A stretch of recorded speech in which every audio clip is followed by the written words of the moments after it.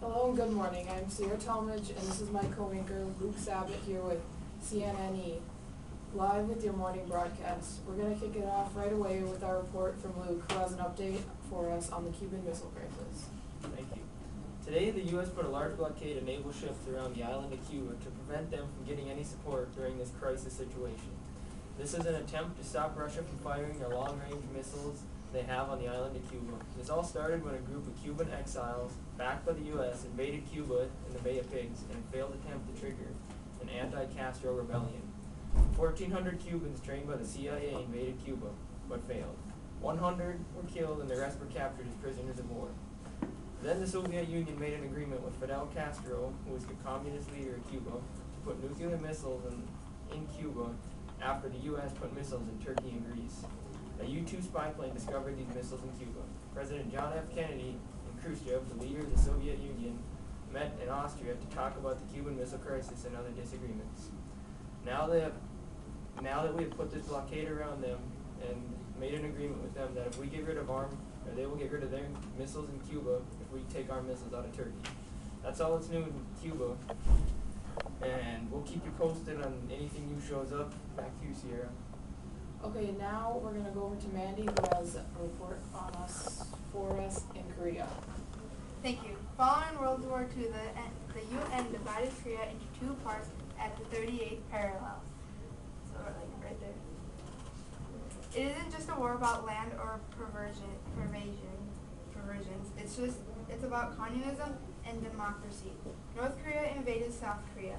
Then the UN came over to South Korea and pushed North Korea near the China border, so like way up here.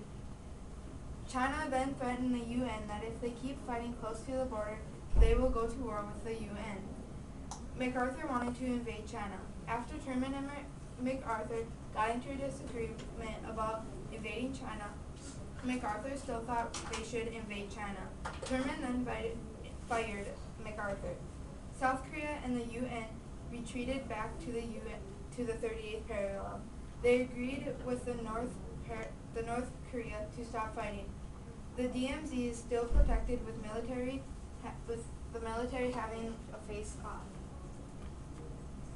That's all in Korea today. After this short break, Sierra will be back in the newsroom.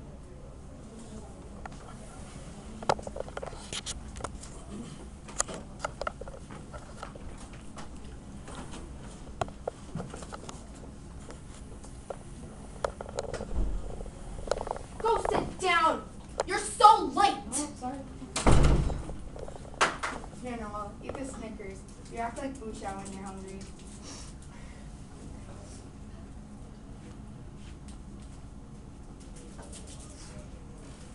You're right. I feel so much more better now. You're never yourself when you're hungry. Snickers satisfaction.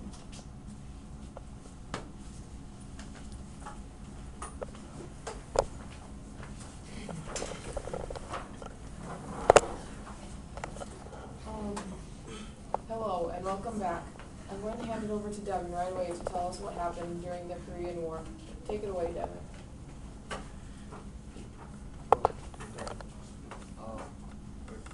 Talk about Vietnam. Gulf Tonkin incident. The sea battle occurred in the Gulf Tonkin on August 2nd, 1964. Within 20 minutes, the Maddox gunner sank one of the boats and two were crippled. Only one bullet hit the Maddox and the other U.S. capsulites. The Gulf of Tonkin resolution gave the drug approval for expansion of the Vietnam War. Now we're going to Noel. Thank you, Devin. There are several revolutions in Russia, but the one we are going to be talking about today is the October Revolution. The October Revolution was an overthrow of the provisional government, the takeover of the country by Lenin and the Bolsheviks, later known as the Communists. The Bolsheviks were going to face a challenge with the White Army. The White Army is different groups of people that want dictator control to take over. If the White Army wins, all the land will be taken away from the peasants. But in the end, the Bolsheviks crush all opponents and show that they can restore order and maintain it. One of the people that were part of the Bolsheviks was Stalin. Stalin is a hard, cold, impersonal. Lenin saw that he was hungry for power and wanted to be the leader of the Communist Party. Stalin tried to become the head of the government between 1922 and 1927.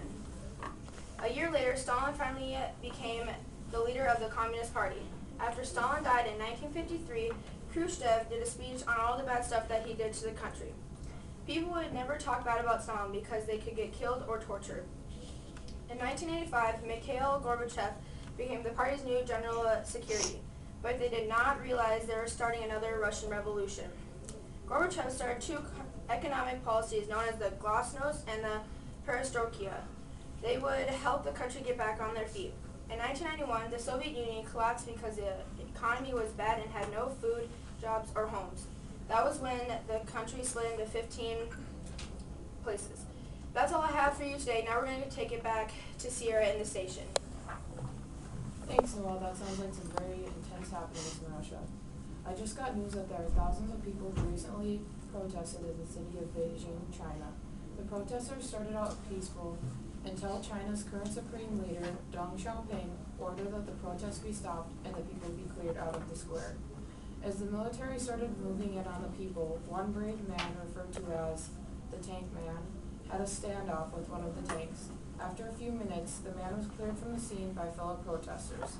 Let's take a look back on some of China's recent history to figure out why these events unraveled at Tiananmen Square today.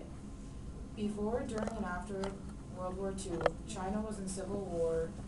There was a communist side led by Mao Zedong and a nationalist side led by Jiang Jesse. In the end, the communists won, and Jiang and his remaining troops fled to a small island south of China's coast called Taiwan. After Mao was in power for a few years, he established a new government 5-year plan.